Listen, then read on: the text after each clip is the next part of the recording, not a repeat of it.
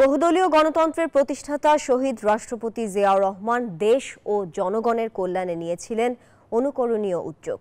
খাদ্যে স্বয়ংসম্পূর্ণতা অর্জন ও কৃষির উৎপাদন বাড়াতে প্রাকৃতিক জলাধার সৃষ্টির লক্ষ্যে সারা দেশে খনন করেছিলেন ১৫০০-এর বেশি খাল। তবে খালগুলো দীর্ঘদিন সংস্কার না করায় সেগুলো এখন মরা খাল। পুনরায় সংস্কারের দাবি জনসাধারণের।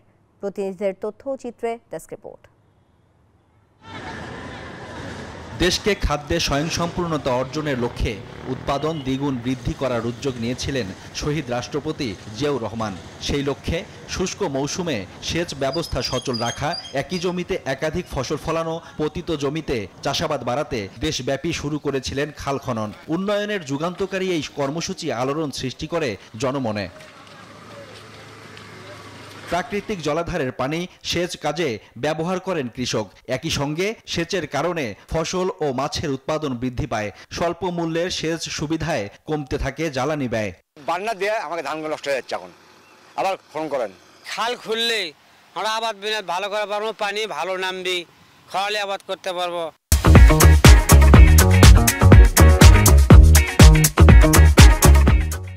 খননকৃত বগুড়া জেলার শাহজাহানপুর উপজেলার বাবুরপুকুর খাল এখন মরা খালে পরিণত, শুকিয়ে গেছে ভাদাই খালও। ময়লা আবর্জনা পলিথিন হালাইয়া খাল ভরে যায়। আবর্জনা ফেলানোর কারণে এটা আস্তে আস্তে হয়ে যাচ্ছে, চাপে যাচ্ছে। শুধু বগুড়া নয়, চট্টগ্রাম, রাজশাহী, খুলনা, বরিশাল সহ সারা দেশে ১৫০০-এর বেশি খাল খনন করেছিলেন জিয়াউর রহমান। সেসব খালে প্রবাহিত পানি দিয়ে জমি চাষ করতেন চাষিরা। অথচ সংস্কার উদ্যোগের অভাবে দখল দূষণে খালগুলো এখন নিশ্চিহ্ন হওয়ার উপক্রম। তৎকালীন প্রত্যক্ষদর্শীরা জানান, খাল খননের মাধ্যমে উন্নয়নের মডেল হিসেবে গড়ে উঠেছিল গ্রামগুলো। তাই পুরনো জৌলুস ফিরে পেতে পুনরায় খাল খনন ও সংস্কারের দাবি দেশবাসীর।